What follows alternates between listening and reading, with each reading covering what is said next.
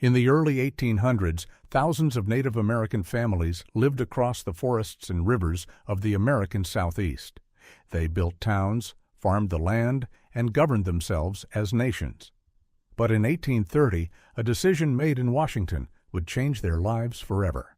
It would force thousands of men, women, and children to walk hundreds of miles from their homes.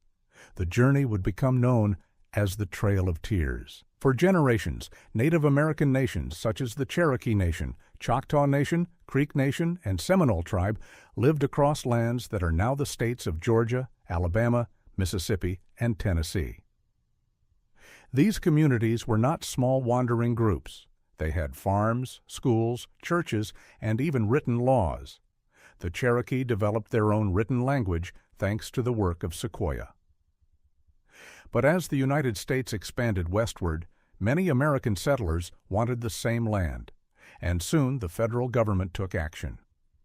In 1830, President Andrew Jackson signed a law known as the Indian Removal Act. The law authorized the government to relocate Native American nations from the southeast to lands west of the Mississippi River. Officials described the policy as a peaceful exchange of land. But for Native communities, the reality was far different. Many leaders protested the decision. The Cherokee even took their case to the U.S. Supreme Court. The court ruled that their nation had certain rights, but the decision was largely ignored. The removal would move forward. By the late 1830s, federal troops arrived in Cherokee territory. Families were ordered to leave their homes with little warning. Many were forced into stockades, temporary camps where thousands waited under harsh conditions.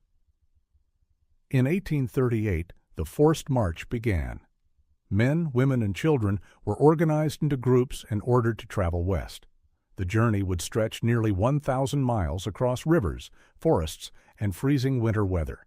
Supplies were limited. Disease spread quickly. Food was scarce. For many families, the road became a place of unimaginable loss. Historians estimate that around 4,000 Cherokee people died during the journey. The path west became known as the Trail of Tears. It was not a single road, but a network of routes stretching across states such as Tennessee, Kentucky, Illinois, Missouri, and Arkansas. Travelers faced mud, storms, and bitter cold. Children walked beside wagons carrying the sick and elderly. Many families buried loved ones along the road before continuing the march. Yet even in the darkest moments, communities supported one another. Leaders helped organize food and care for the sick. Families protected their traditions and language. Through hardship, they refused to lose their identity. Eventually, the surviving groups reached what was then called Indian Territory in present-day Oklahoma. But the journey had changed everything. Entire communities had been lost. Homes, farms, and sacred lands were gone. Still, the Cherokee and other nations rebuilt. They established new governments, schools, and communities in the West. Despite the suffering of the Trail of Tears, their cultures endured. Today, the Trail of Tears remains one of the most painful chapters in American history. It reminds us of the human cost of expansion and the strength of those who survived it. Thousands were forced to walk.